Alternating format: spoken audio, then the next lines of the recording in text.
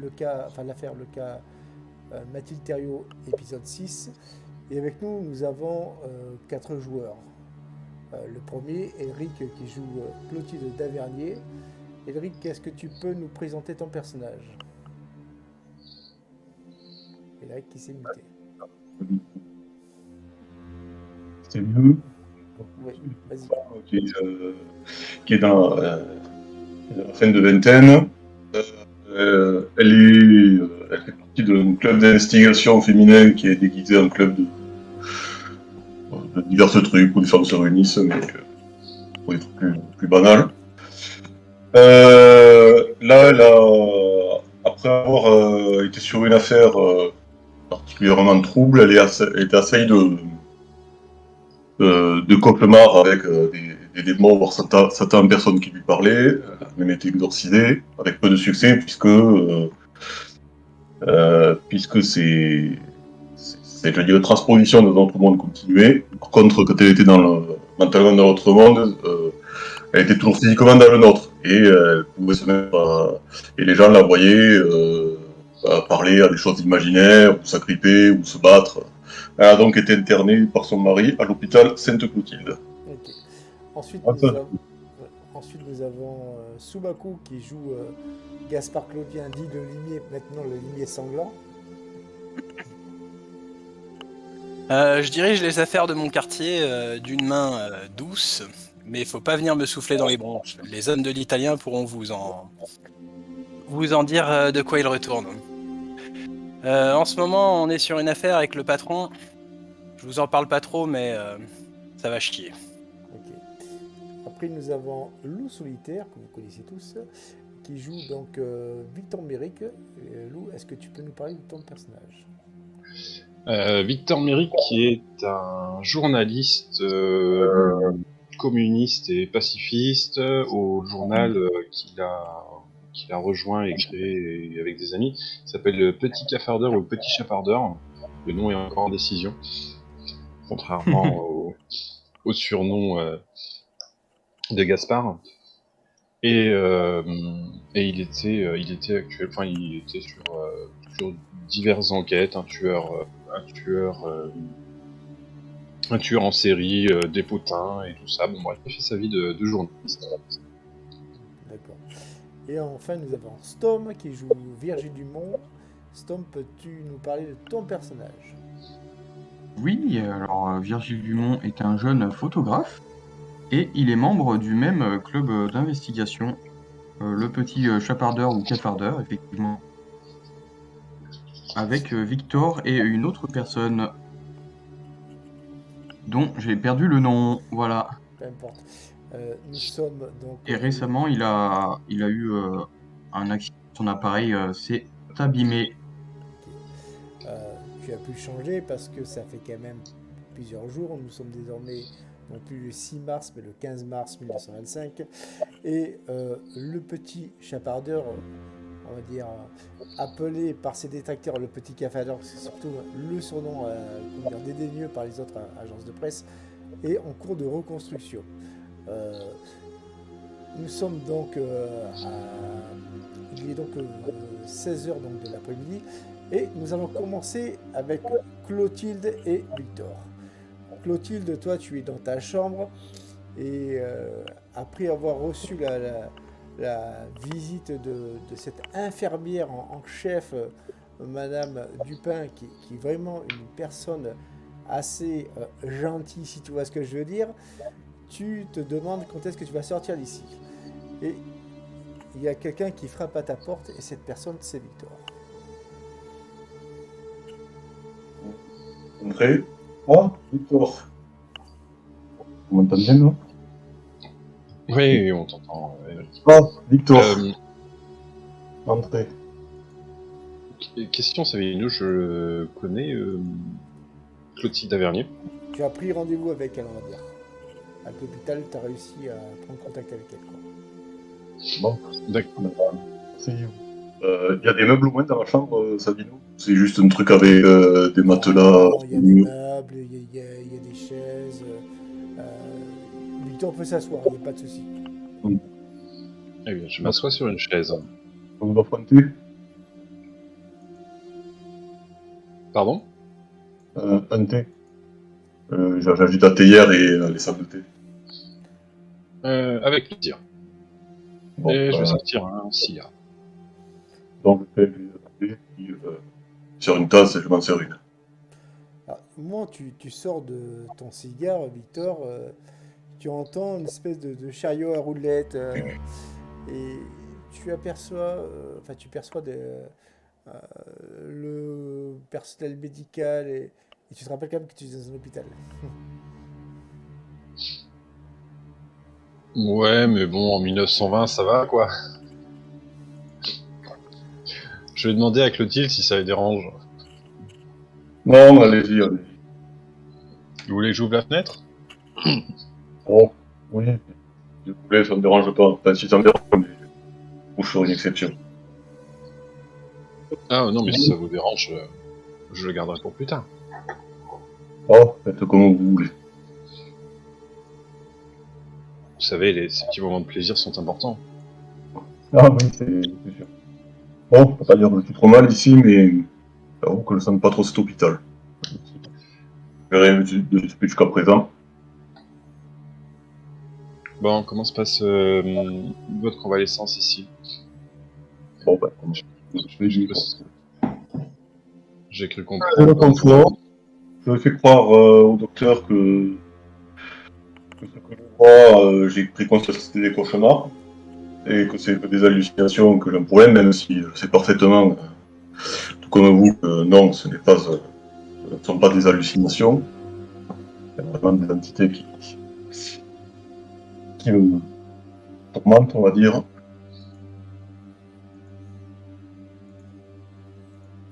Et ce qui m'embête surtout, c'est que je ne règle pas cette affaire pendant que je suis ici. Et d'ailleurs, je règle pas celle. Oh, mais tiens, j'y pensais. Vous savez, la fille sur laquelle on devrait enquêter, là, Mathilde Thériault. Vous avez de ces nouvelles? Alors, Mathilde, non. J'ai pas plus de nouvelles que ça pour le moment. Eh bien, moi, j'en ai. Ah Elle oui? est dans la chambre, juste à côté. Elle est à côté? Oui, oui, elle a été internée ici, je l'ai vu arriver il y a quelques jours. J'ai pas pu lui parler encore. Et vous savez dans quelle aile de l'hôpital ou dans quelle chambre? elle est juste 28 minutes à côté, je viens de vous dire. la chambre voisine en fait. Et vous pensez qu'on peut aller là-bas? J'essaierai. Comme je vous dis, j'ai pas pu encore lui parler, mais bon. Bah, je suis pas isolé des autres, j'allais dire détenus, je dirais des autres patients, dont je pourrais peut-être lui donner plus. Et vous? Vous avez Ouais, du... moi, je suis en simple visiteur. Vous pouvez marcher? Oui, ça va, ça va. Bah, allons la voir. Je me lève un peu. Mais, non, mais ce n'est pas pour des blessures que j'étais interné ici. Vous savez, c'est un hôpital psychiatrique. J'étais interné Oui, oui. justement. Oui, bien Voilà. sûr. Mais je voulais vous proposer d'aller la voir, en fait. Est-ce que je peux jeter un coup d'œil au couloir, voir s'il y a des infirmières ou du personnel médical? Exactement. Tu sors, tu ouvres donc la porte, tu observes donc dans le couloir qui mène donc à cette dite chambre. Et forcément, tu vois une infirmière qui est assise en face de la chambre, donc de la porte de Mathilde Thériault. Qui est en train de surveiller, donc. Exactement. Je vais aller dire à Clotilde. Il y a une infirmière qui garde la porte. Je pense qu'il faudrait... si on voudrait pouvoir lui parler, je pense qu'il faudrait détourner l'attention de cette infirmière.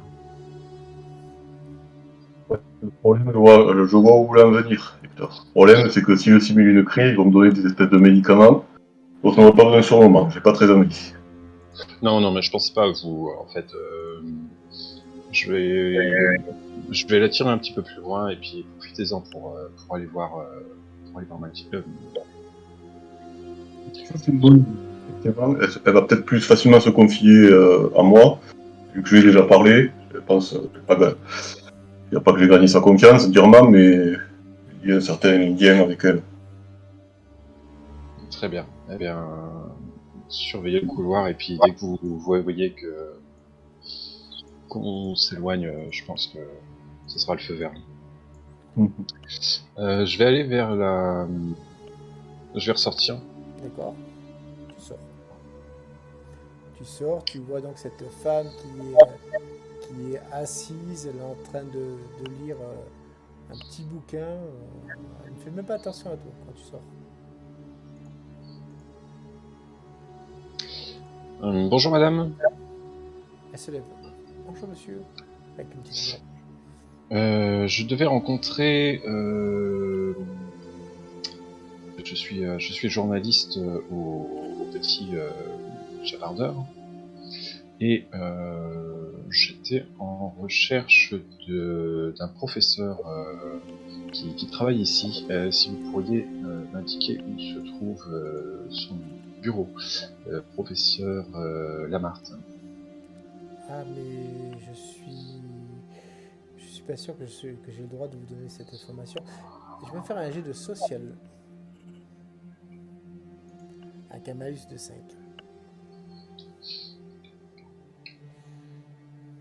95, c'est un échec critique. Non, c'est 96. 96 échecs critiques. 96, d'accord. Allez, Je pensais 95 plus 5, 100. essaie de faire sur GD parce que c'est compliqué sinon. Pardon? Tu t'es trompé de rubrique. T'as mis Ah mince, excuse-moi. C'est pas grave, c'est pas grave. Donc du coup, non, elle a pas peur enfin, elle a plutôt peur de perdre sa place et malheureusement, tu vas pas pouvoir avoir, comment dire, gain de cause auprès d'elle. Donc c'est bon, c'est un peu mort quoi. Ouais. Bon, je vais rentrer bredouille.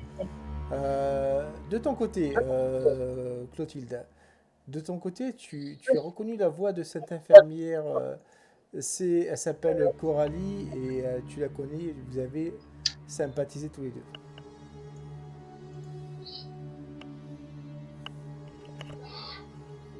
Bon, bah écoute, je vais tenter. Je vais avancer. Tu avances, tu sors de Oh, ta pièce. Coralie, mais vous êtes en poste aujourd'hui? Ah, bonjour Madame Deverdier, ça va bien aujourd'hui? Oui, oui, c'est. Ah, les médicaments du docteur, enfin je sais plus son nom là, celui qui s'occupe de moi, me font très bon effet. Et c'est ça, je suis content d'être ici. Ah, mais Content d'être ici. c'est parfait. Euh, Évidemment, comme elle a vu que toi, Victor, tu étais sorti donc, de la chambre de Clotilde, donc du coup, elle en déduit que vous vous connaissiez et elle sort. Ah, mais vous êtes un ami de Madame Devernier. Oui, c'est Victor Méric, Enchanté. et un de mes meilleurs amis. Victor, Coralie, Victor. Oh. Oh, Et sinon, que puis-je faire pour vous? Est-ce que vous avez besoin d'autres thés ou un meilleur que ça? oh, oh, merci, j'ai ce qu'il faut. Dites-moi, je lui montre la porte de la chambre. C'est ici qu'est Mathilde Thériault. Ben, oui, tout à fait. Pour l'instant, elle dort, donc Ah, et je n'ai pas le droit de faire entrer euh, d'autres personnes que sa mère, euh, Célestine Thériault, je crois, oui, c'est ça. bon? Ah, c'est fort dommage. C'est très sympathique, que j'ai eu l'occasion de rencontrer. Est-ce Intéressé que, justement par l'activité féminine et j'aurais bien aimé lui rendre visite. Pour vraiment pas faire ça pour moi, je te fermer les yeux cette fois. Alors, pareil, jet de social, par contre, cette fois-ci, toi, tu as un bonus de 15.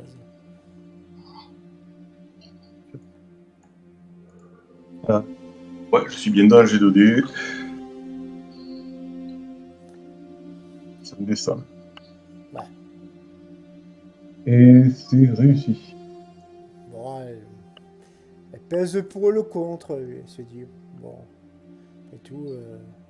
Ouais, vous pouvez la voir, mais je vous laisse un quart d'heure. Après, vous filez parce que j'ai pas envie d'avoir des soucis. Coralie, vous êtes absolument charmante. Je vous remercie du fond du cœur. Et moi aussi. Et donc du coup, elle va donc dans son petit bureau, enfin dans son petit local d'infirmière, se préparer un café. Et vous avez un quart d'heure. Nous allons aller du côté de Gaspard et Virgile.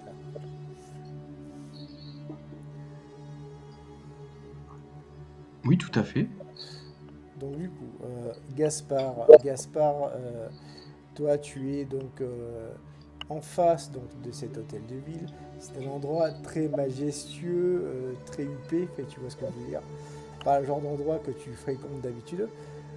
Quant à toi, Virgile, tu as déjà fait en fait quelques reportages dans des endroits haut de gamme, mais pas vraiment. En fait, tu es autant dans ton élément que Gaspard. En fait, tu vois ce que je veux dire, quoi. Oui, j'étais pas là-bas en tant que invité d'honneur. Exactement. T'étais Le plus trio de reste est plus à sa place. Exactement. Et en parlant du trio doré, bonne question, ils ne sont pas encore là. Tu as donc Antonin Darascas qui est avec toi, et tu le vois arriver avec cet Américain que vous avez vu l'autre fois, ce cher Alderdon. Antonin, non, Adolphin plutôt. Adolphin vient te voir, Gaspard. Euh, mon cher Gaspard, vous allez bien? Très bien, monsieur Grussenmeyer. Et Ah. vous-même? Bien, écoutez, très très bien. Je vous présente, peut-être un moment où Adolphin allait te présenter Adrien. Mais non, je connais ce monsieur. Euh, Dites, j'ai bien peur d'oublier votre nom. Gaspard. Attends, j'ai oublié mon nom de famille. Mais il est, Gaspard Claudin. ah, quelle désillusion. C'est très français. Et Merci. vous, et il se tourne vers toi, donc Virgile. Et vous, mon cher? Moi, c'est Virgile. Oh, Virgile Dumont. Virgile, c'est très classique comme nom, j'aime bien. J'aime bien. Eh bien, messieurs, ne restons pas ici. Entrons dans cet endroit bien délicieux. Et donc, du coup, vous suivez donc ces deux hommes. Et déjà, toi, Gaspard, alors que Aldernon n'est pas méchant, tu trouves quand même qu'il commence à Fatigant. t'irriter. Il est fatigant, exactement. Quoi. Et vous allez me faire un premier jet de perception tous les deux.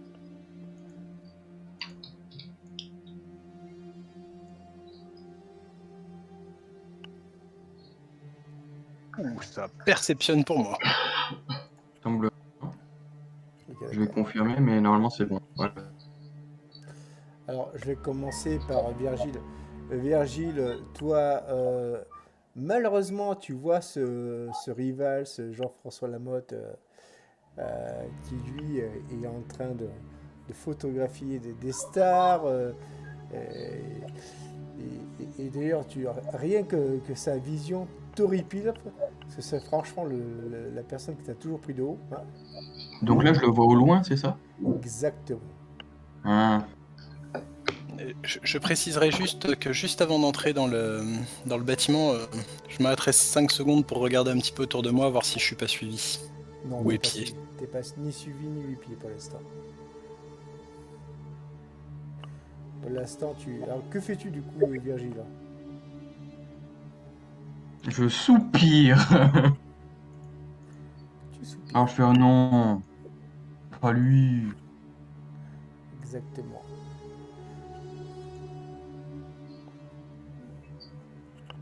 Et en plus, il photographie des... toujours le même. Et donc, du coup, toi, par contre, mon cher Gaspard, tu vois une sorte de célébrité qui était censée venir donc à Paris. C'est le baron Vito Di Brunelleschi, un homme d'affaires qui, comme son nom l'indique, est italien. Et tu sais qu'en Italie, on dit de lui qu'il serait très proche de la mafia. Proche de la mafia française ou juste italienne? Italienne. Mais l'un n'empêche pas l'autre. Mhm. Ok. Je vais pas pouvoir aller le saluer parce que je suis actuellement déguisé en journaliste. Exactement. Quoique je pourrais aller l'interviewer. Sachant que tu as une fausse carte de presse, tu as Virgile qui est, comme dirait-on, ton photographe. Donc du coup, ça conforte en fait ta couverture tout simplement, quoi. Ben, on va aller saluer ce monsieur et lui demander s'il a 2 minutes à nous accorder. Et du coup, il y a Adolphin et Aldernon qui vous voient partir au loin. Oui, messieurs, dit Aldernon. Vous nous faites compagnie? Nous allons juste saluer quelques personnalités. Ah, puis donc du coup, Aldernon... des mondialités. Oh, ok, vous avez la tête. Excusez-moi, mon ami, je vous pardonne. Mais rassurez-vous, on reviendra pas. Mais faites. Et donc, du coup, et limite, tu vois, Gaspard, et même toi, Virgile, vous voyez qu'Aldernon a oublié les maigres griefs qu'il avait contre vous, quoi. Si tu vois ce que je veux dire, quoi. Tant mieux. Et donc, vous approchez de cet Italien très riche, très fortuné. Tu le vois qui serre des mains et vous allez me faire tous les deux un jet de mental. Et après, nous allons revenir vers Clotilde et Victor.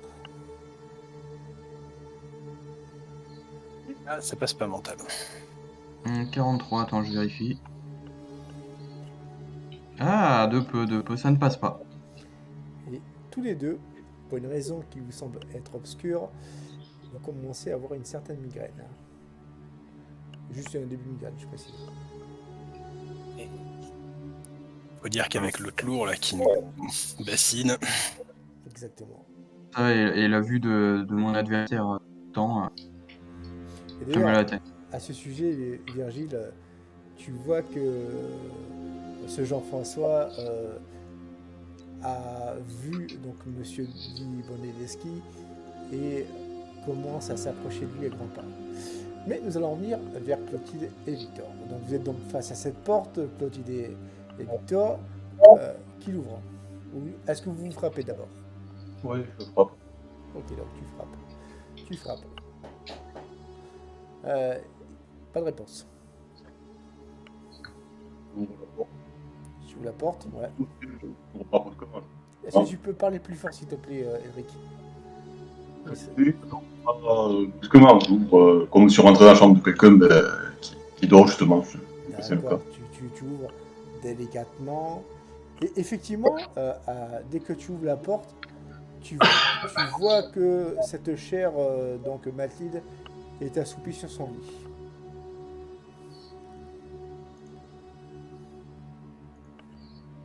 Je m'assois près d'elle.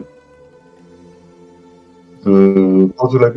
Aïe, moi je suis bête, je fais le signe chez moi. Je pose la main délicatement sur l'épaule et je secoue. Mathilde. Et je dis au basse, Mathilde. Qui est là? C'est moi. Clotilde Tavernier, vous vous souvenez? Clotilde, ça fait longtemps que... je pensais que vous aviez disparu. Et tu la vois, elle est très hagarde, très évasive. Clotilde, fais-moi un jet de perception avec un bonus de 10. Et toi, Victor, pareil, mais sans bonus. Raté. Bon, prends un chiffon propre ou une serviette. Enfin, Ok. un truc pour l'éponger, tu sais, si elle a chaud sur le... Ok. Victor, fais-moi le jeu aussi, sans bonus.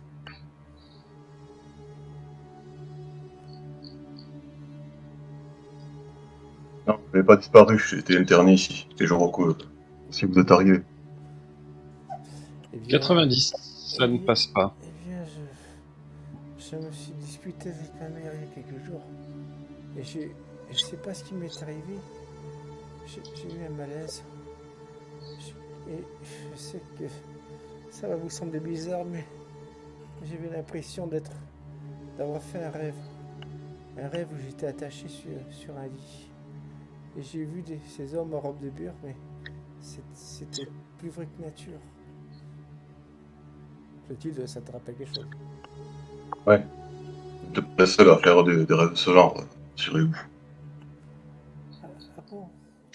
Et tu vois, elle tend sa main vers toi, tu la saisis par réflexe, Ouais. et tu sens comme si elle était vraiment en état de faiblesse, comme si elle était sous-alimentée. Enfin, tu vois ce que je veux dire, quoi. Mais À la limite. Sketch. qu'est-ce qui s'est passé? Et qu'est-ce qui s'est passé avant que vous discutiez à votre mère et à votre mère? Je me souviens que je devais enquêter pour vous retrouver, puis Je voulais dire plutôt ma fille. Ton enquête, c'était de retrouver sa fille Alice. ah oui, c'est vrai, oui. C'est vrai. Enfin, mais je pense aussi à vous. Vous avez retrouvé votre fille, et enfin, racontez-moi tout, ça pourrait m'aider à savoir ce qui vous arrive. Eh bien, j'avais. Le seul souvenir dont je me rappelle, c'est ce thé que j'avais bu avec ma mère. Et tu vois, elle est vraiment prête à tomber dans les vapes. Il y avait un goût assez particulier. Je sais pas, c'est comme des sortes de fines herbes. Ma mère est quelqu'un de très, comment dire, vous ne la connaissez pas autant que moi, mais c'est quelqu'un de très méchant, mais pas à ce point. Et tu la vois, elle est perdue dans ses pensées. Victor, de ton côté, fais-moi, vu que tu es à l'extérieur, enfin presque à l'extérieur de la pièce, tu vois, tu es à l'entrée, tu vas me faire un jet de perception. C'est parti. Et ça ne passe 80, ça ne passe pas. Je pensais à sortir mes sels d'ammoniac, pas. D'accord. qui a l'air d'être un petit peu dans les vapes, certainement à cause des drogues qui lui ont filé à l'hôpital, et les tendre à Clotilde. Ok, d'accord. Clotilde, tu vois Victor qui te tend des sels d'ammoniac. Voilà. Mathilde, aspirez un peu ça, je lui mets sous le nez. Elle aspire. Et, tu vois, elle a un soubresaut d'éveil, mais c'est compliqué. À un moment où elle te tend le bras, tu vois quand même qu'il y a eu plusieurs piqûres au niveau de son avant-bras. C'est pas la première fois qu'on lui a fait des injections. De quoi tu ne sais pas, mais tu sais qu'elle a été piquée. Mathilde, qu'est-ce que vous trouvez depuis que vous êtes arrivé à cet hôpital? Qui est-ce que vous avez vu? Qu'est-ce qu'on vous a donné? Qu'on vous a dit surtout. En fait. Je, je me souviens d'un médecin. Il s'appelait Docteur Lamarche. Non, non, c'est pas ça. La marque. Non. J'ai du mal à me concentrer. La Marthe. Ah, c'est ça, Lamarthe. Monsieur Docteur Lamarthe, il m'a dit qu'il me passerait des drogues pour mon anxiété. Au début, ça marchait, mais je suis de plus en plus faible. Est-ce que je peux aller à sa tête de lit, pied de lit, pour regarder tu sais, il y a il y a peut-être un rapport de ce qui a été donné avec le nom du médecin. Non, pas à cette époque. Pas encore. Pas encore. Je sais ce que tu veux dire, j'ai déjà vu, mais Ouais. Ok. à la rigueur, il faudrait que tu ailles au niveau Je connais l'administration. administration et tout. Voilà. Et nous allons refaire un bond et retourner donc, dans cette soirée. Donc, Gaspard et Virgile, vous avez donc ce bal de tête.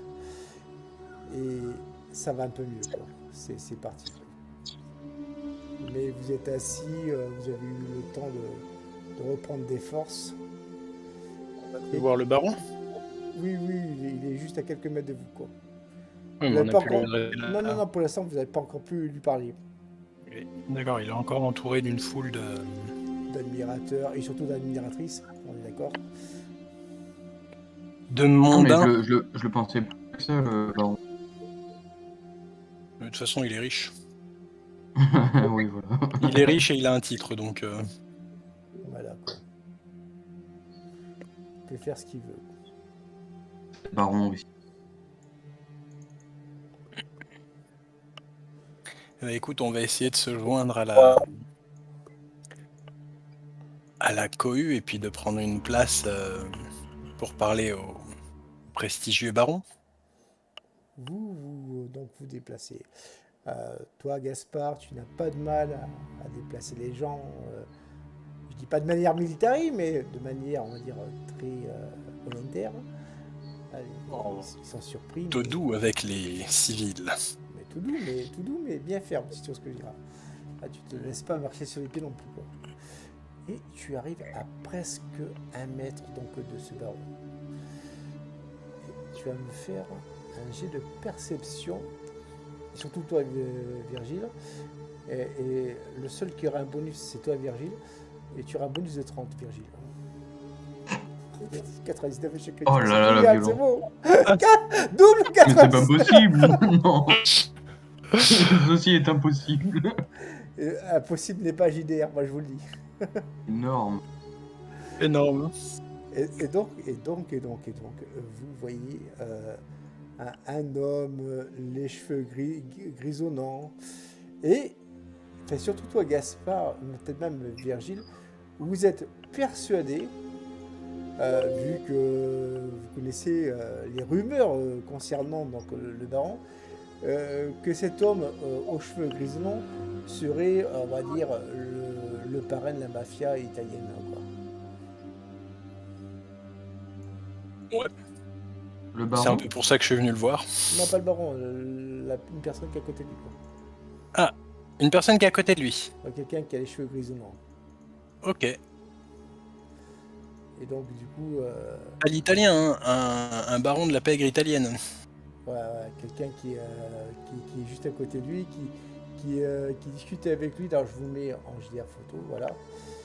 Et cet homme qui semble avoir la mi-cinquantaine, vous le considérez, enfin surtout toi, Gaspard, comme quelqu'un étant le parrain de la mafia, quoi.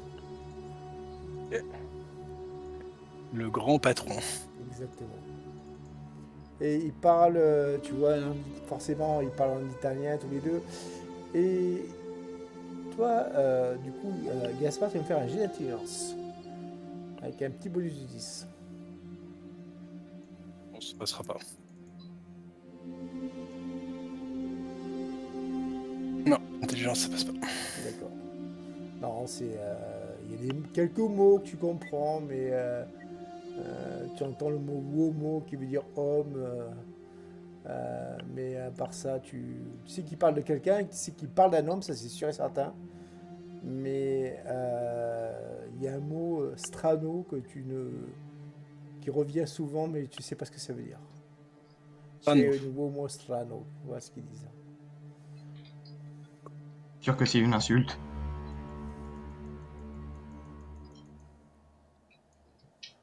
Bah maintenant, on a plus prouvé qu'il est en train d'insulter. Hein. Donc vous êtes donc désormais juste en face de ces deux messieurs. Et au moment où toi, Virgile, tu arrives face à cet homme, tu entends une voix familière et très désagréable. Ah, Dumont. Je pensais que vous faisiez l'éloge des prostituées et des clochards du coin. Que faites-vous ici? Qui vous a laissé entrer dans cet endroit mondain? Et tu Non, mais je reconnais vois que vous avez aiguisé votre sens de l'humour. l'humour avec vous, c'est même pas la peine. fais-tu, mon cher Virgile, pour te sortir de cette affaire? Eh bien, je viens ici pour rendre visite à quelques personnes. Fais-moi Et un jet ces de personnes social. ne sont pas comme les femmes que tu fréquentes. Allez, fais-moi un jet de social, du coup, avec un bonus de 20.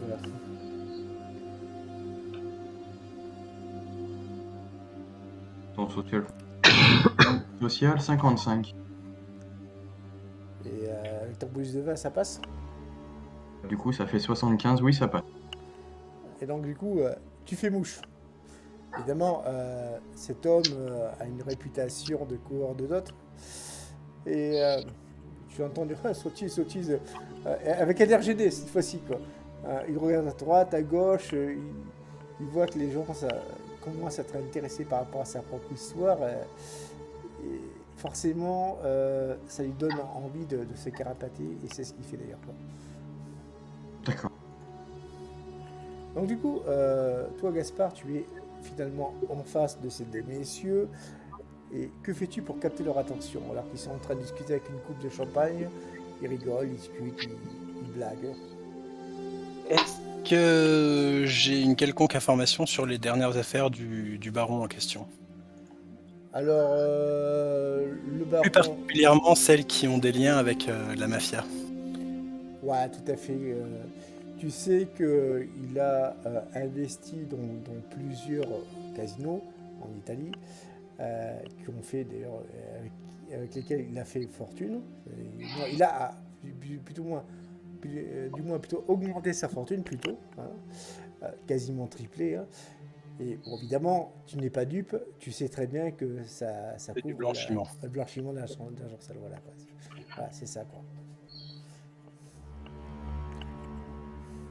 Et surtout, tu sais une chose, d'après la rumeur, il serait très intéressé de rencontrer cette fameuse Sophie Vautrel dont tout le monde parle. Voilà. Et Sophie Vautrel, j'ai un lien avec elle? Aucun. Ok. Aucun. C'est une femme assez énigmatique. Il y a encore quelques années, c'est pareil. Elle était une coureuse de marée riche, puis assez émancipée. Et depuis, elle a fait fortune sans qu'on sache vraiment pourquoi. Et personne ne se pose la question parce que dans le gratin, après tout, tant qu'on est riche, tant qu'on est important, tout se passe bien. Effectivement. Et est-ce que moi je l'ai connu de mon côté par la presse? Oui, oui, voilà, la presse people de l'époque ne fait parler que d'elle, quoi. D'accord. Alors, respectueusement, monsieur le baron, permettez-moi de me présenter. Gaspard Claudin, journaliste. Permettez-moi de vous féliciter pour vos derniers investissements dans le milieu du jeu. Est-ce que vous auriez un commentaire à partager avec nos lecteurs? Alors, il est surpris. Il te regarde. Ah, buonasera, signore. Qu'est-ce que je pourrais vous dire? Écoutez, je m'aperçois et avec joie le journalisme français s'intéresse à moi. Tu vois, il a un français plus ou moins approximatif. Écoutez, qu'est-ce que je pourrais dire? Eh bien, écoutez, que tout va bien, je suis heureux, les affaires marchent très bien. Et vous vous appelez comment, monsieur? Gaspard Claudin. Comment la mafia à laquelle j'appartiens, elle a un nom ou En fait, il y a les hommes de l'Italien, les hommes du Scorpion? alors le patron, on l'appelle le sénéchal, quoi. Enfin, c'est plus. En fait, lui, il s'est jamais appelé comme ça, quoi. Mais c'est plus les autres mafias qui l'appellent comme ça, quoi. Donc officiellement, ton clan s'appelle les hommes du sénéchal, même si le patron n'a jamais Je ne utilisé reconnais ce pas terme. ça. Voilà, Moi, le patron, c'est le patron. voilà, on s'en fout, quoi. Et c'est comme moi, c'est le limier. Exactement. Sanglant, c'est pour les autres. Exactement, quoi. Est-ce que par hasard vous projeteriez des investissements dans notre belle ville de Paris? Bah, Euh, je suis en vacances ici, là. Non, mes affaires ne sont qu'en Italie et un peu en Amérique. Ne vous inquiétez pas, je n'ai pas de temps à perdre avec toutes ces pécadilles, comme vous dites dans votre langue. Fais-moi un euh, test de psychologie. euh, Psychologie. 21, ça passe. Et effectivement, tu sais que bon, la France pour lui, c'est juste sa vie, enfin, c'est ses vacances, quoi, d'accord. Mais, Euh, mais, sa venue ici dans cet hôtel des ventes présage du fait que il va certainement s'intéresser aux affaires locales, quoi. Et surtout, peut-être se renseigner sur la pègre locale. on va lui faire un peu de name dropping Voilà, avec subtilité. exactement. Euh, Si vous envisagez de traîner dans les quartiers nord, les hommes enfin, le sénéchal se fera un plaisir de vous accueillir. Euh, il a de nombreux établissements et on va utiliser des mots clés un petit peu de l'époque que je n'ai pas moi, mais que mon personnage aura, Mhm. pour l'aiguiller sur les activités du sénéchal. Donc du coup, il apprécie oh, des frivolités, Mac, c'est bien. Guido. Et donc il s'adresse donc à cet homme qui grisonnant. Un, un peu d'amusement, ça vous dit? Et là, par contre, là, c'est pas la même, comment dire, c'est pas la même chose, Ambiance. c'est pas la même ambiance. Vous savez, mon cher Vito, je ne mélange pas les affaires et le plaisir. Et donc, du coup, il quitte donc Vito, mais vraiment de manière abrupte. Voilà, tu as l'impression qu'il a été froissé et il s'en va, quoi. Ah, je vous prie de m'excuser si j'ai commis une maladresse. Oh non, vous inquiétez pas, Guido est toujours été un peu particulier cet homme, j'ai du mal à le saisir, mais c'est un grand ami. Vous inquiétez Est-ce que Guido, c'est celui qu'on a eu en photo juste avant là? pas. Ouais, Oui, le parrain. Ah, le fameux qu'on voit comme étant un parrain. que tu prends pour un pain, d'accord. Ouais. Mais j'en oublie les bonnes manières, messieurs. Oui, je suis Vito di Bonedeschi et mon ami ici présent, c'est Guido Pazzolini, aussi homme d'affaires. Et Guido Pazzolini, ça me fait sonner une Sonnette, petite cloche, sonnette d'alarme par contre cette fois-ci, quoi. une sonnette d'alarme. Parce que Pazzolini, lui, autant Vito Di Brunelleschi, tu vois, c'est un homme qui flambe, tu vois, il est, on va dire, dangereux à sa manière, mais sans plus, quoi, tu vois ce que je veux dire, quoi. Limite, tu pourrais le promener dans tous les casinos, il serait heureux, ça deviendrait même ton meilleur ami, tu vois ce que je veux dire, quoi. Guido Pazzolini, c'est le genre d'homme qui te fait mettre des chaussures de béton pour un rien, enfin pour un oui, pour un non, quoi. Ok. Et nous allons revenir avec Clotilde et Victor. Clotilde, donc du coup, ça fait 5-6 minutes qui sont passées. Tu as encore au moins une dizaine de minutes. Que vas-tu faire? Et, on va essayer de, une fois qu'on sera sorti de là, peut-être un temps de vous sortir de là aussi. Si possible, Mathilde, essayez d'éviter de prendre des médicaments qu'on donne. Ça a l'air de vous affaiblir plus que de vous soigner. Je vous remercie pour ce conseil. Et tu vois, elle essaie de se réveiller, mais à chaque fois, il y a quelque chose qui la renferme dans son état léthargique. qu'allez-vous faire, Victor et Clotilde? Vous entendez des bruits de pas au niveau du couloir. C'est là un bureau. Est-ce que vous voyez des écritures sur les murs? Tu peux répéter, ça a coupé. Disait Mathilde, quand vous voyez ces gens en mur autour de vous, sur le lit, qui est attaché, est-ce que vous voyez des écritures sur le mur? Oui,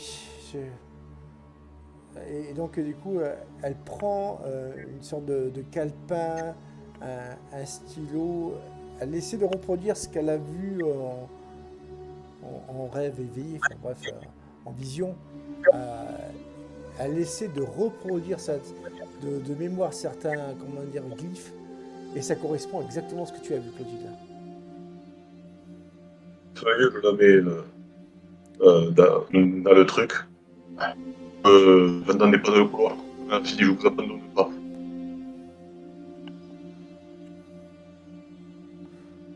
Vite pas, c'est les 10 minutes, je trouve. Non, est-ce que ça grésille, quoi. J'ai pas compris non plus. Je disais, même si ça ne fait pas un quart d'heure, vous commencez déjà à entendre des bruits de pas dans le couloir. Oui, je vais aller surveiller le couloir. Tu vas surveiller le couloir, ok, d'accord. Et ce n'est pas l'infirmière que vous avez congédiée, mais bel et bien un homme qui se promène, quoi. Un homme qui est une sorte de... peut-être certainement un médecin. Tu plisses les yeux, Victor, et tu reconnais le docteur Lamarthe. Il est accompagné par un autre homme, je précise. Cet homme n'est nul autre que Philibert Alphonse d'Avernier. Autrement dit, le mari de Clotilde. Je vais me diriger vers eux et je vais dire à Tavernier, parce que je connais le mari de Clotilde. Non. Non, tu ne le connais pas, tu n'es pas ami avec lui. Je le connais de nom. Tu le connais de nom et c'est un homme qui est, on va dire, très à droite, politiquement parlant. C'est un peu, ça serait un peu le pote à Poujas, si tu vois ce que je veux dire. Ouais. Bonjour docteur, vous êtes... Je cherchais, je rendais visite à une amie, Clotilde Tavernier, mais elle se trouve pas dans sa chambre. Est-ce que vous sauriez où elle se trouve? T'as le docteur Lamarthe qui fronce les sourcils. Ah, vous dites que Madame Davernier, donc du coup, n'est plus dans sa chambre. Oui, on m'a indiqué que sa chambre aussi, mais bon, c'était peut-être une erreur. J'indique la chambre d'à côté, du coup, où était Clotilde. Et donc, tu as donc le mari de Clotilde qui, lui, carrément, est fâché. Comment ça, ma femme n'est pas là? Bah, venez voir, venez voir. Et donc, vous dirigez face à la chambre de Clotilde. Forcément, la chambre est inoccupée. Et tu vois donc, du coup, monsieur Davernier qui, lui, carrément, fait un scandale. Mais j'avais dit que j'allais voir ma femme. Monsieur Lamarthe, que se passe-t-il dans votre hôpital? Vous ne gérez pas à ce que je vois. Non, monsieur Davernier, c'est bon. Ne vous inquiétez pas, nous allons le retrouver. Je vais faire demander une ou deux infirmières. Style ici. J'ai suivi discrètement et là je suis à l'entrebâillement de ma porte. Ah, on rend des visites, mais qu'est-ce qui a déclenché votre courroux? Je me semble avoir reconnu votre voix, mais je vois que c'est vous. Alors, il se retourne, il est rassuré. Ah non, mon ami, je m'excuse, c'est juste que je suis inquiet par rapport à votre santé. Vous comprenez, vos rêves, vous comprenez, il faut soigner tout ça. Mes rêves sont de moins en moins présents. Heureusement, le docteur me soigne efficacement. Vous avez très bien fait, mon mari, de m'emmener ici. C'est une très bonne chose. Alors, du coup, le docteur Lamarthe... Dites mon mari, heureusement que oui, je vous ai.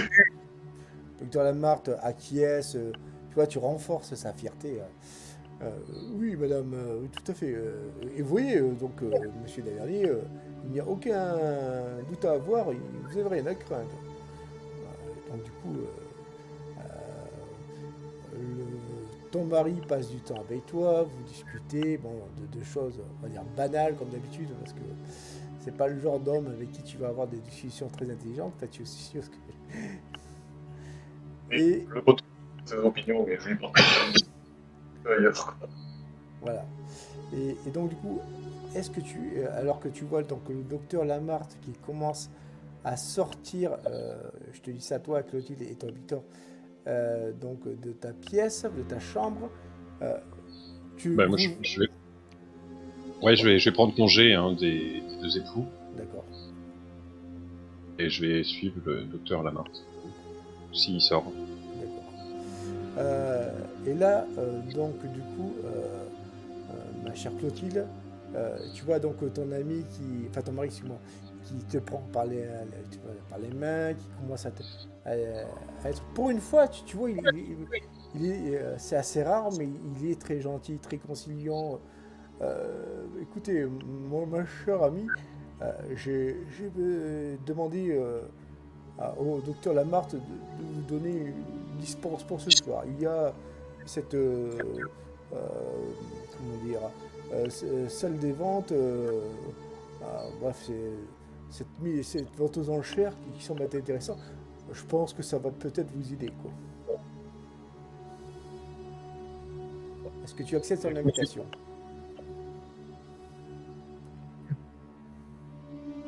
Et il va te donner cher de quoi? Qu'est-ce qu'ils vont vendre? Oh, divers objets exotiques d'Asie, d'Afrique. Bon, je pense que ça va vous aider. Allez mieux. Puis moi, ça m'aidera aussi à rencontrer quelques hommes respectables. Et évidemment, tu vois le côté faux cul de ton mari qui en fait en profite pour graisser la patte de haut dignitaire en ta présence, quoi. C'est une excellente idée, ça me fera sortir. Comme je l'ai dit, vous êtes toujours des idées ingénieuses. Et évidemment, tu le confortes ah ben, faut bien. Je vais signer les papiers et vous allez pouvoir sortir. Évidemment, vous allez devoir malheureusement rentrer à partir de minuit, quoi. Je ne peux pas vous laisser en liberté pour l'instant. Si vous permettez, je vais dire... si vous permettez, je vais pas rentrer avec vous tout de suite. Je dois aller rendre un service à une amie, qui est malheureusement internée ici aussi, et je rejoindrai à la maison et on ira ensemble cette soirée. Du coup, il fait un jet d'intelligence.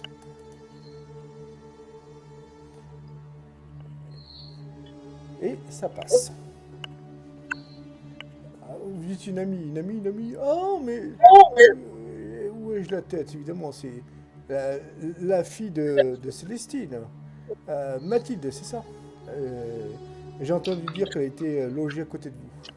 Ah, vous la connaissez? Ah, je ne savais pas, mais oui. Et c'est vrai, Ah, oui.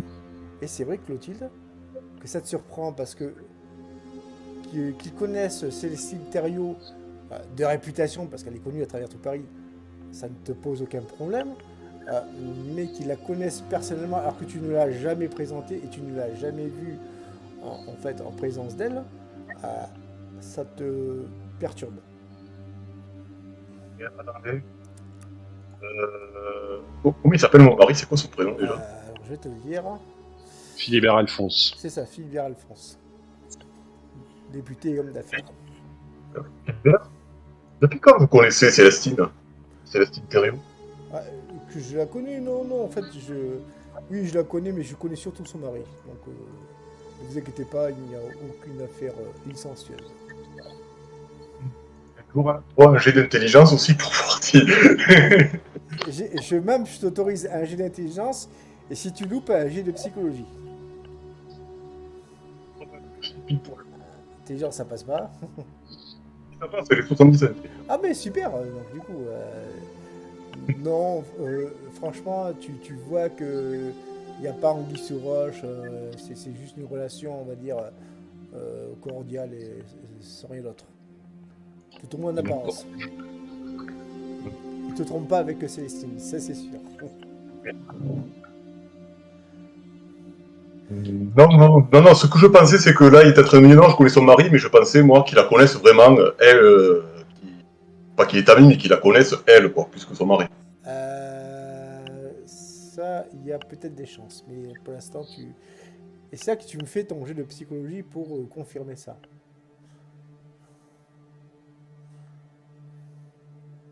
Fais-moi un jeu de psychologie, s'il te plaît. Ah, c'est raté. Ah, là, par contre, non, là, tu as des doutes, si tu veux. Tu te dis, ouais, il y a peut-être des chances qu'ils soient vraiment complices de quelque manière que ce soit. Mais pour l'instant, à part si tu enquêtes plus en amont, pour l'instant, à l'heure actuelle, tu ne saurais le dire. On va finir avec Victor. Victor, que fais-tu du coup, de ton côté? Je suis reparti avec le docteur couloir. D'accord? Et je voulais lui demander, docteur, j'ai entendu dire qu'il y avait une grande conférence internationale avec de grands spécialistes médicaux, la pointe de la recherche médicale qui allait avoir lieu dans cet établissement. Est-ce que vous sauriez qui en est à l'origine? Mais bien sûr, bien sûr. Il y a donc le professeur émérite Cicéron Alcine Eugène du Palastre de Chambéry, que vous connaissez certainement. Oui, ça me dit quelque chose. Et le professeur Fillmore, un américain qui lui est sur le point de faire une découverte fantastique au niveau de l'ADN, tout ça. Donc il te sort du jardin, du jargon, excuse-moi, à la fois médical et comment dire, scientifique, qui sont au-delà de ta compréhension personnelle, surtout à l'époque, quoi. Ouais. Mais du coup, dites-moi, professeur, est-ce que vous sauriez qui est le docteur qui a su réunir ces éminents spécialistes? Eh bien, c'est le docteur du Palastre Chambéry. C'est lui qui les a, comment dire, mandés, fait venir ici à Paris. Pourquoi vous vous intéressez? Vous voulez faire un article sur la science? C'est bien ça. Très bien, j'ignorais qu'il avait des liens avec l'hôpital. Et vous savez quand est-ce qu'il arrivera à Paris? Et puis il est déjà à Paris. Déjà à Paris. Et d'ailleurs, il est même déjà à l'hôpital. Si vous voulez le voir, il n'y a aucun souci. Oh, ça serait avec un grand plaisir si vous pourriez m'indiquer où il se trouve. Eh bien, il est dans le laboratoire. Ben, venez avec moi si vous voulez, quoi. Donc, il t'amène au laboratoire. Nous allons revenir avec Gaspard et Virgile. Gaspard et Virgile, la soirée se poursuit et l'aventure surenchère va bientôt commencer. Vous êtes devant une table qui est en fait bien garnie, avec des mets que vous n'avez vus que dans le dictionnaire, si vous voyez ce que je veux dire. Oui. Et vous allez me faire tous les deux un jet de perception. Il y a un jet pour goûter les aliments et voir si ça nous rendait malade. Oh, ça va. 23, c'est... Un Alors, petit critique encore. ah non, mais tout à fait. Gaspard est bon, hein, ce soir. Gaspard est en forme. Hein. Gaspard, tu sens une sorte de flagrance, de parfum féminin qui t'enivre, je précise. Tu te retournes et juste derrière toi, il y a une chevelure rousse, enfin à 1 mètre d'intervalle, je précise. Chevelure rousse d'une Ah, femme. plus derrière moi. Ouais, tout à fait, qui est assise. Et tu as du mal à détourner ton regard de cette femme. Victor, toi qui es en face donc, de Gaspard, ça t'étonne. Victor? Non, pas Victor. Ah, d'accord. Donc ça m'étonne qu'ils reconnaissent la femme au parfum.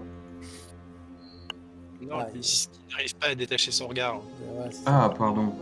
Parce que là, c'est vraiment bizarre. C'est pas juste regarde et tout. Non, il est omnubilé par cette femme. Vraiment, il est captivé, quoi. Captivé, omnubilé, voilà. Je vais mettre la main sur l'épaule de Gaspard en disant ça va? Pardon, Gaspard, est-ce que vous allez bien? je t'entends pas. Tu ne m'entends pas? Non, tu parles doucement. Ah, pardon. Le son est pas assez fort. Et là? Toujours pas. Ah, c'est peut-être le détecteur alors. Enfin, c'est bizarre Moi, parce je que l'entends. je l'entends très bien. Bah ouais, pourtant, moi je m'allume en vert là. Alors, j'entends que tu parles, mais le son est vraiment très faible. Ah, alors ça c'est bizarre. Au pire, tu des Koroko. Attends, ouais, je. Attends. Ouais, Gaspard aussi, ouais. Après, peut-être faut que Gaspard il déco reco. Ouais, ouais, parce que sinon, ça. Virgile, essaye de reparler. Là, est-ce que tu m'entends correctement? Il vient de Là, je parler. t'entends vachement mieux, oui.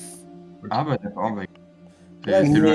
Mais non, c'est juste que tu étais à 30% sur le volume utilisateur, je t'ai passé à 140, ça va beaucoup mieux. Bref. Ah bah oui, mais 30% c'est normal alors. Virgile, Ok. tu es donc en train de questionner Gaspard. Voilà, je lui demande si ça va, parce qu'il avait l'air un petit peu absent, un petit peu ailleurs. D'ailleurs, c'était marrant parce que quand tu disais que ça, il t'entendait pas, au début, je pensais que c'était roleplay, quoi. Et ouais, moi aussi j'ai cru. Bref, Gaspard, qu'est-ce que tu réponds? Comment? Qu'est-ce que tu dis? Oh non, ça bug encore. Chut. Je disais, Gaspard, je te demandais en fait si tu allais bien parce que tu avais l'air Oui, ça va. captivé, troublé. Dis-moi. Tu la connais, cette femme? Alors, MJ, est-ce que je connais cette femme? Tu la vois de dos, donc tu peux pas savoir de qui il s'agit. Je suis pas sûr de savoir qui c'est, mais si jamais on voit son visage, je pourrais te dire. Ouais.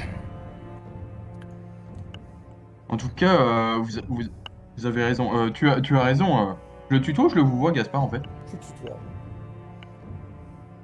En tout cas, tu as raison. Comprendre que tu as été captivé par sa présence. Sa chevelure est très bien entretenue. Et je dis ça en tant que professionnel hein, de la photographie. Il y a plus que sa chevelure, gamin. Sa présence, elle est... Elle est seule à sa table? Non, il y a plusieurs personnes qui sont assises à côté d'elle. Ouais, c'est ces fameuses tables rondes, tu vois, c'est pas des tables longilines. Et il y a un homme, enfin deux hommes. Un homme qui est blond, qui semble avoir la trentaine, et un autre homme un peu plus âgé, le crâne dégarni, avec des lunettes de vue. Je la reconnais? Alors tu les reconnais absolument pas.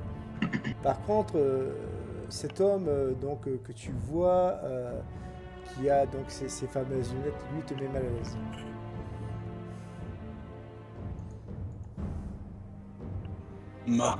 Plus tard dans la soirée, je trouverai un moment pour aller parler à cette femme. Allez, revenons. Très bien. Je vous écoute.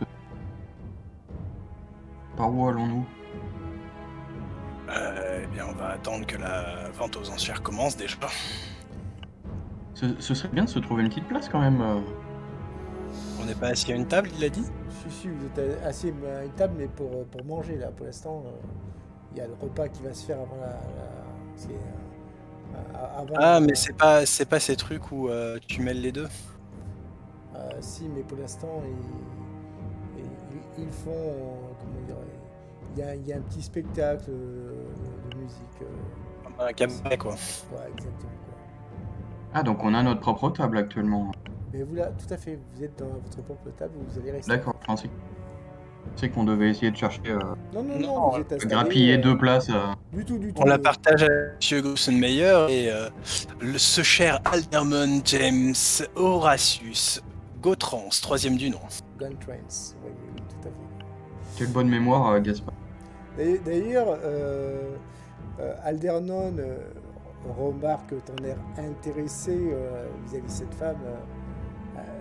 Charmante, n'est-il pas, mon cher Gaspard? C'est une femme comme on n'en fait plus.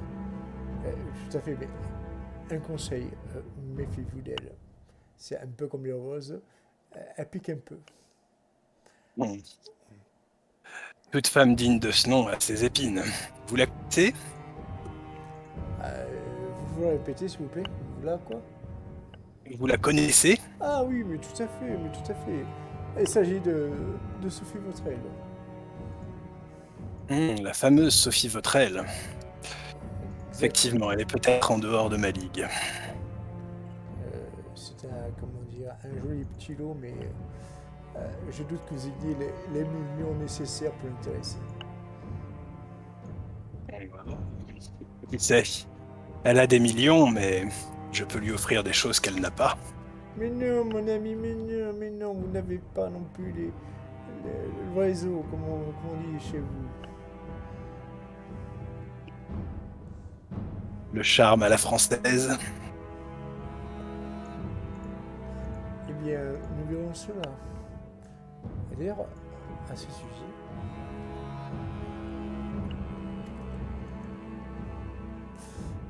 ouais. Elle est toujours en train de discuter avec ces deux messieurs. Ne fais pas attention à lui.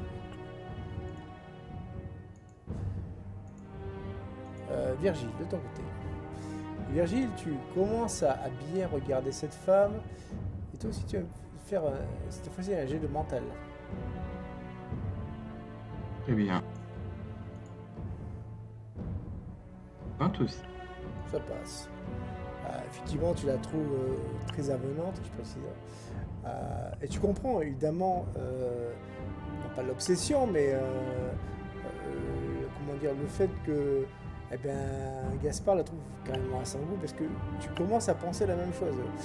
Et d'ailleurs, tu vas me faire un jet de social.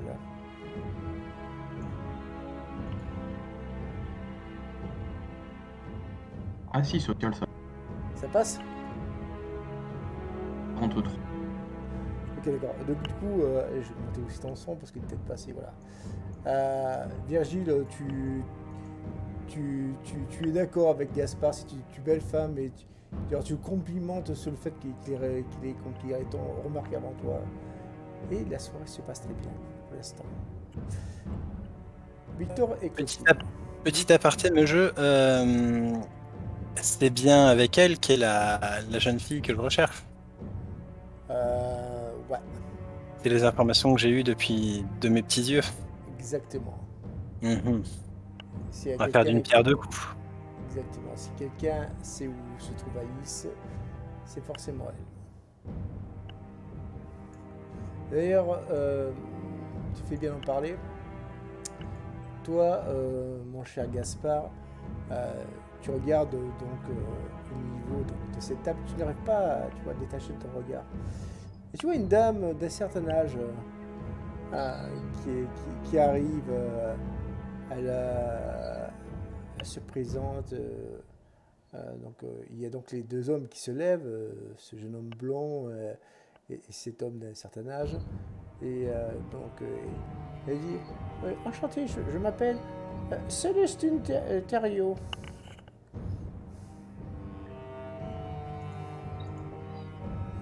J'avais rencontré Célestine Thériault.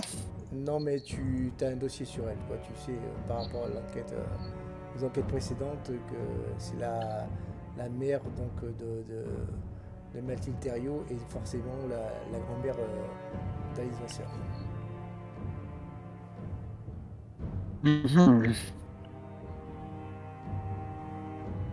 Comment elle réagit? Je tends l'oreille.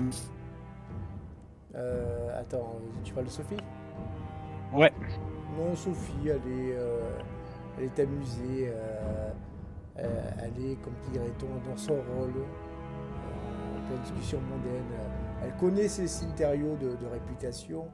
Elle est même heureuse de la rencontrer, enfin, moi, de ce que tu vois.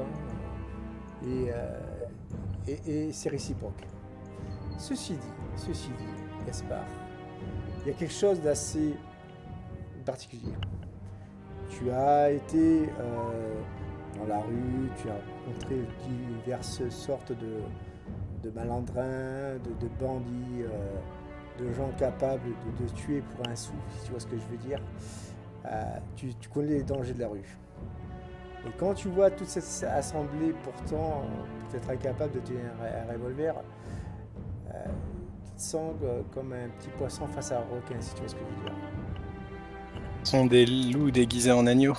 Exactement. Ton instinct, surtout quand tu vois cette Célestine, tu la sens pas directement. Tout ton instinct te pousse à dire attention.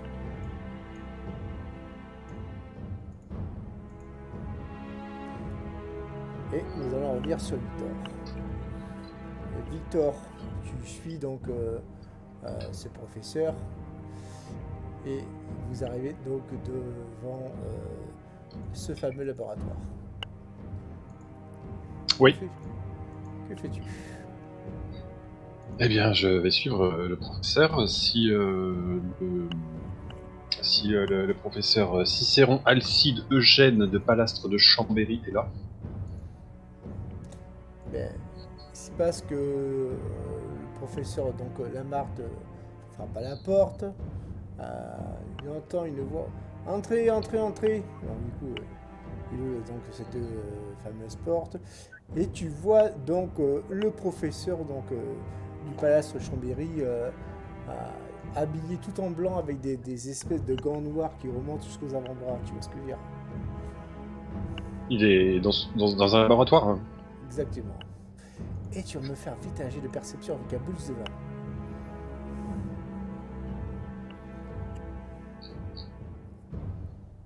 C'est parti. Alors. 78, ça ne passe pas. Ça ne passe pas. Tu vois plusieurs éprouvettes, des flacons de diverses couleurs. Il n'y a rien qui te parle. Tu n'es pas chimiste, tu n'es pas biochimiste. Mais ceci dit, tu vois que ce professeur est en train de griffonner plusieurs notes. Et tu vas me refaire un jet de perception avec un autre bonus de 20 cette fois-ci.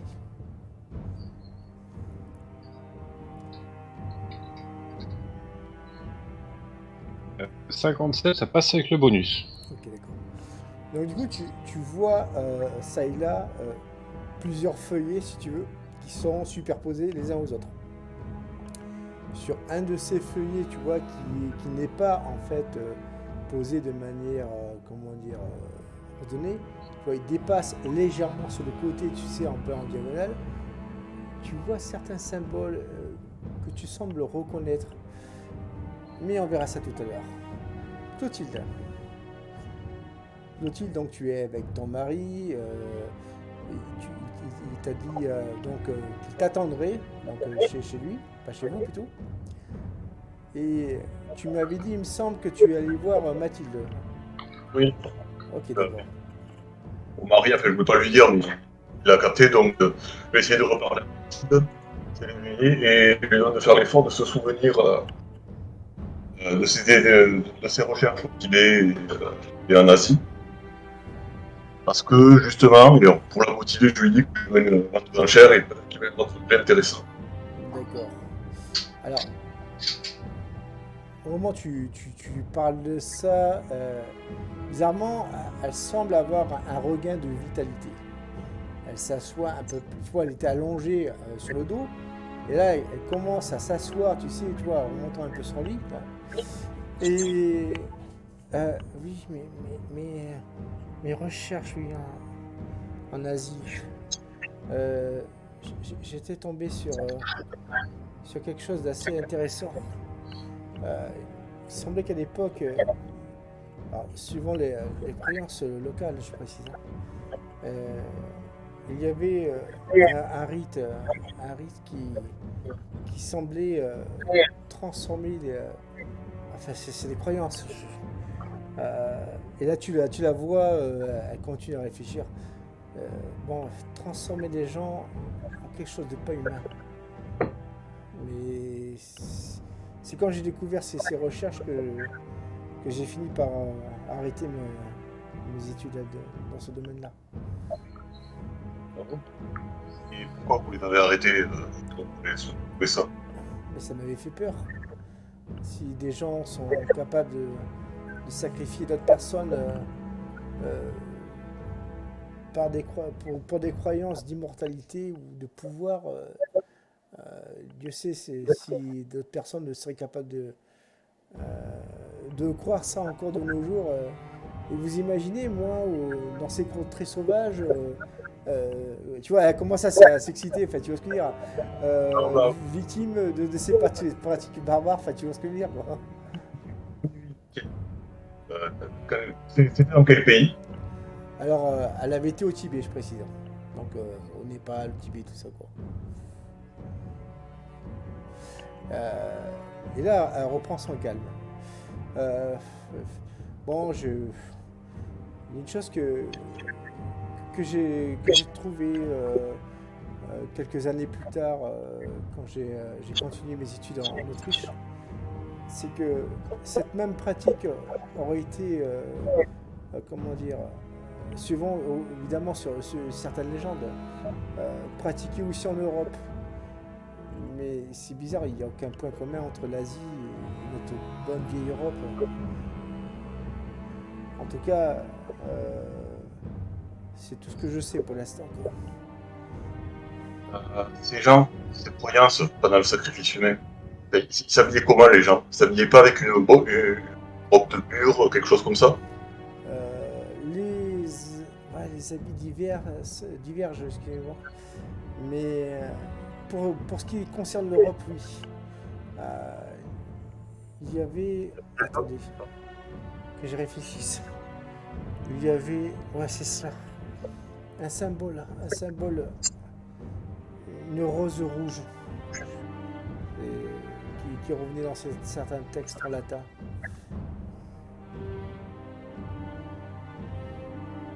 Mais j'en sais pas plus. Le professeur Chevalier, lui, il est plus au courant. Bref, de votre. D'accord. Euh, c'est une très bonne chose. Pardon. Bon. C'est pas une bonne chose qu'il y ait ce genre de choses en Europe, donc rassurez-vous. Alors, au moment quand tu l'as dit, c'était une bonne chose. Non, non, Non, t'inquiète pas, non, t'inquiète pas. Elle était un peu surprise. Attends, laisse-moi finir. justement, c'est donc perso qui là, en ce moment, je parlais du fait que leur surveillance, ça fait plus.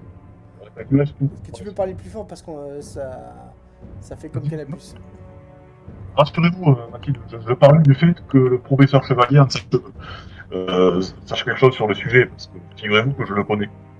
Eh bien, mais tant mieux. Mais Non, je ne parlais pas des sacrifices humains, rassurez-vous. non, mais j'ai compris, monsieur, madame, j'ai compris, madame. Et là, tu la vois, elle va un peu mieux, elle va un peu mieux. Et Dans votre rêve, Mathilde, peut-être que dans le mien je ne l'ai pas remarqué, mais est-ce que les gens qui t'entourent, sacrifice, enfin, pour votre sacrifice, portaient cette rose? euh, bonne question. Et là, vous allez faire tous les deux. Enfin, moi, je vais en faire un et toi aussi. On va faire un dernier jet avant de reprendre sur ce coup. Un jet d'intelligence.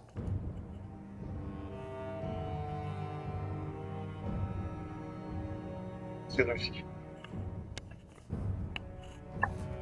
Euh, ouais, toi, tu te souviens. Elle, non, mais toi, ça te revient. Il y avait ce symbole.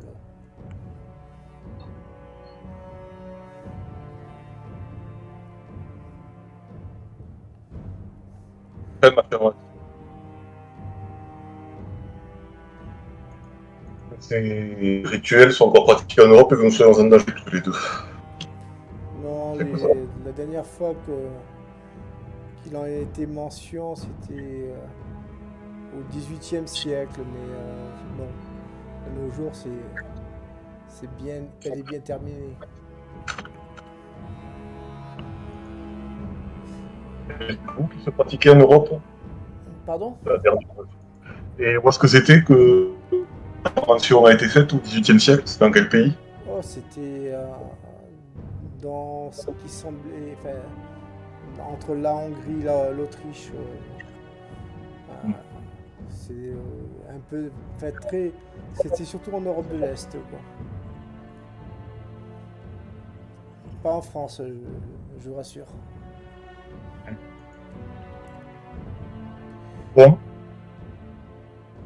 Et là, tu vois donc l'infirmière qui finit par arriver. Elle te fait comprendre qu'il faut laisser Mathilde donc se reposer, quoi. reposez-vous bien, Mathilde.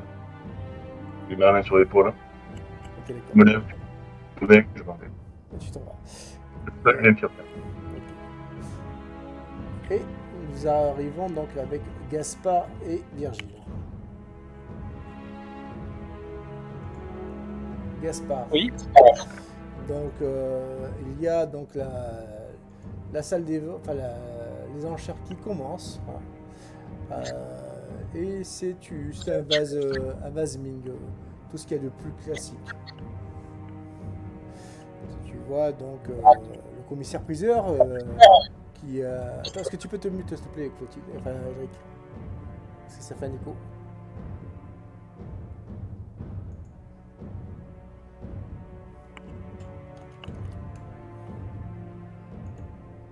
Merci. Donc du coup, Gaspard et Virgile, donc il y a le commissaire priseur qui présente donc ce vase Ming et donc du coup il fait une première offre. Elle n'est pas en francs, elle est en dollars. Ça vous étonne, mais bon, c'est comme ça. Et elle est estimée à 5000 $ de l'époque, quoi. Donc du coup, tu as le commissaire priseur, excuse-moi, qui dit voilà, donc ce vase Ming, 5000 $, y a-t-il une offre plus grande? Ah, 5200, 5300, enfin, ça va au moins jusqu'à 7000 $. Et à partir de 7000 $ adjugé vendu, le vase Ming est vendu. Faites-moi tous les deux un jet de perception.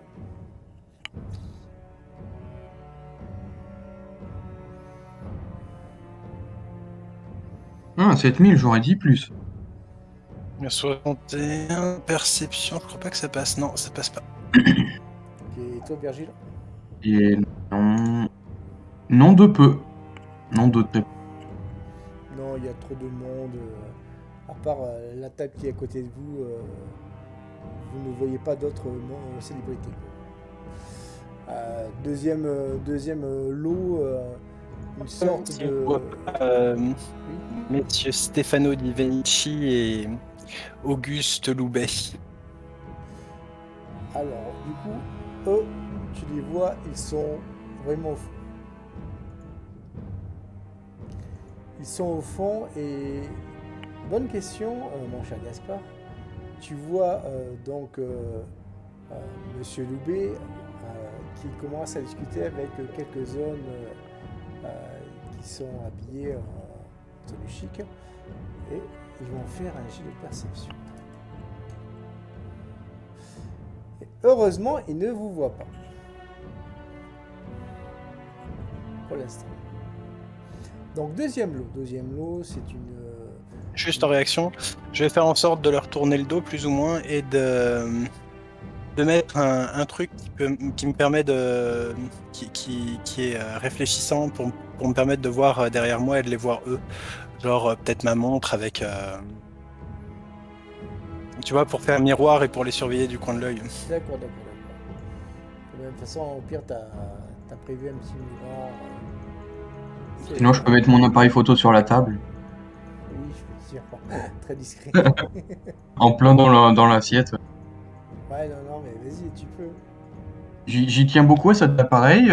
Donc, sous les yeux. Comprenez, l'ancien il s'est cassé. Alors, deuxième lot, alors un vase qui est assez particulier. Il est en or avec une sorte de verre entre le bleu et le blanc. Enfin voilà quoi. Et par contre, là c'est pas le même prix. Là, on commence directement à 50 000 $.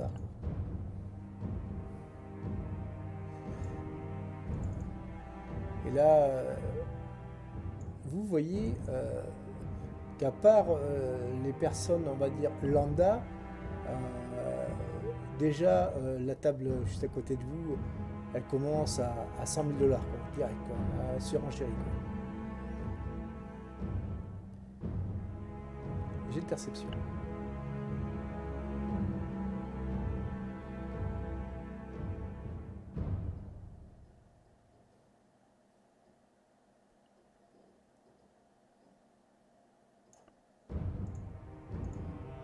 Vous avez réussi.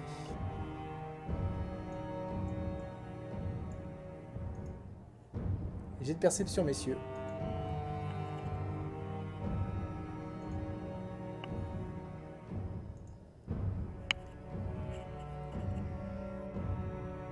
Dieu.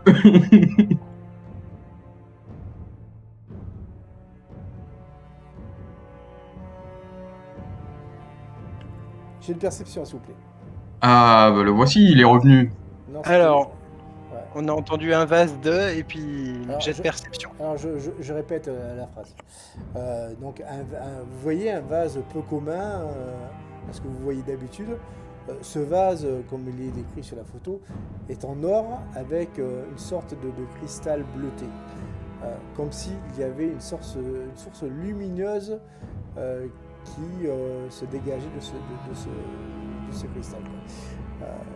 Et alors que les précédents prix étaient relativement assez élevés, mais sans plus, là on commence directement à 100 000 $.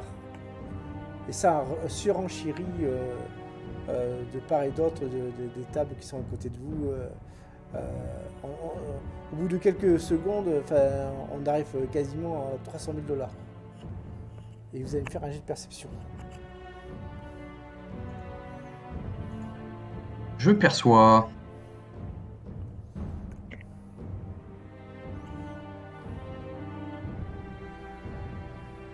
Moi aussi. Et vous voyez, surtout dans les yeux, parce que vous finissez par voir donc, cet homme chauve et cet homme blond, là, enfin chauve, dégarni on va dire, une sorte d'avidité que vous ne comprenez pas pour cet objet-là. On est, De l'homme qui est on est derrière. quasiment à 500 000 $ maintenant. Des hommes qui étaient accompagnés de Mademoiselle Vasseur. Non, votre aile.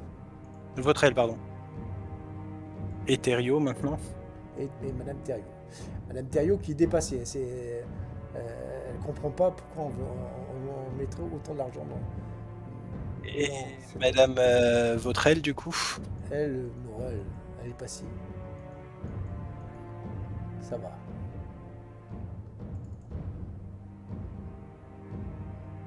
Elle, ça va, elle s'amuse.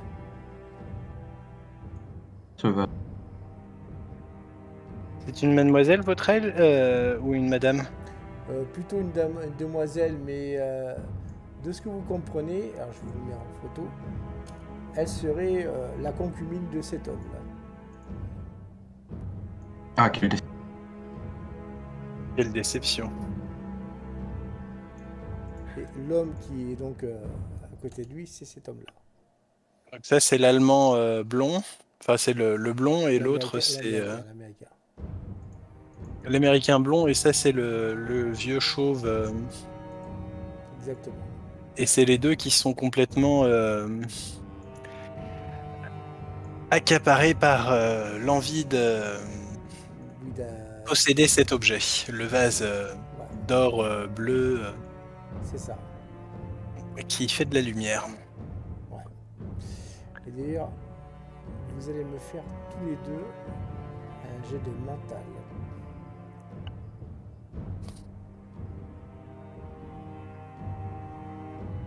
Ça passe. Ah, Et- pardon, je l'ai pas fait au bon endroit. Et toi, Virgile? Je peux pas le supprimer. Moi, Virgile, ça ne... Ouais, vraiment, mental, pas bon. Alors, toi, Gaspard, ça va, tu regardes cet objet, mais t'es pas conquérant, touché plus que ça. Par contre, toi, Virgile, de ton côté, il te le faut. Ouais. Et il t'en vient même à supplier Aldernon de te prêter de l'argent pour l'acheter. Pour acheter le vase, là, qui est à 500 000. Exact. Mais 600 000 maintenant. Voilà, c'est pas... Bah, quand je vois ça, c'est Algernon, quand hein, je vois c'est ça. ça, je le bouscule et je le rappelle à l'ordre. Oh, Est-ce que, en me bousculant, en me rappelant à l'ordre, ça fonctionne? Non, pas du tout. Virgile, un peu de tenue. 700 000. Mais il a Ouais. super, ce vase! Un ton en dessous. Comporte-toi bien. Si tu Monsieur veux que je te Algernon? marque encore. Est-ce que, par hasard, monsieur Algernon, par hasard, est-ce que peut-être vous pourriez, peut-être prêter de l'argent pour qu'on l'achète, ce vase? Monsieur Aldernon, Algernon? Aldernon semble être subjugué aussi l'espace d'un instant. Il t'écoute même plus, quoi. Tu vois, il est sans voix par rapport à ce vase. Il est, comme tu dirait presque en transe. Oh, Virgile, tu vas aller faire un tour au WC, te passer de l'eau sur le visage et réfléchir un peu. Virgile, de ton côté, tu commences à avoir le cœur qui tremble, qui bat le cheval plutôt. Et non, franchement, il te le faut, quitte à le prendre de force. Bah, Ah, j'ai chaud, je sais pas ce qui se passe là, si c'est la nourriture ou le vase. s'il faut, je le pince, hein. Genre, je lui attrape le gras de... le gras du bide et... Alors, est-ce que ça fonctionne? Tu vas me faire un ultime jet de mental. Si tu le loupes, il va se passer quelque chose. Oh là là, que je vais pas louper quand même. Il a fait des efforts pour me rappeler à la raison. Allez, on y croit. Oh purée, pas vrai. Ah non. Ah non. Et effectivement, comme ce que je t'avais dit, tu vois notre cher Virgile qui commence à se lever. Alors, reste pas de force. Et tu vas me faire un jet de force pour essayer de le plaquer. Quoi. Le plus discrètement Convulsion et possible. tout. Alors du coup, tu fais un jet de discrétion aussi. Discrétion, c'est agilité. Non, c'est discrétion. C'est discrétion. Alors, déjà, force, c'est raté. Échec critique. Ah. Et j'ai pas attrapé la bonne veste. Je tire sur la nappe. Exactement. Bien vu, bien vu. Et puis, discrétion, j'imagine que de toute façon, c'est raté en prime. Vas-y, fais quand même. Non, c'est réussi. Alors, t'as essayé, si tu veux, de lui attraper le bras, mais il a été plus rapide, si tu vois ce que je veux dire. Et t'as juste eu le temps d'abaisser ta main et de la plaquer sur le côté, sans que personne ne sache que t'as essayé de... Genre, voilà. Voilà. Et donc, du coup, Virgile, tu es à quelques mètres donc de ce vase. Tu avances, et le service de sécurité, par contre, lui, non. Mais il n'a pas de... Par la sécurité. Voilà, tu te fais... Il n'a pas de difficulté à t'attraper et t'as ramené à ta chaise, quoi. Ah d'accord, j'ai cru que la sécurité était captivée par le vase aussi, du coup bah il faisait même pas gaffe qu'il y avait quelqu'un qui... Non, eux, ils semblent impassibles. Par contre, je vais faire un dernier jet, pas pour toi, Virgile, parce que tu n'es pas dans un état. Mais toi, Gaspard, fais-moi un jet de mental. Messieurs, Ça passe. Ça passe. Gaspard, tu vas venir avec moi en JDR 2. Et du coup, je vais mettre Victor avec moi.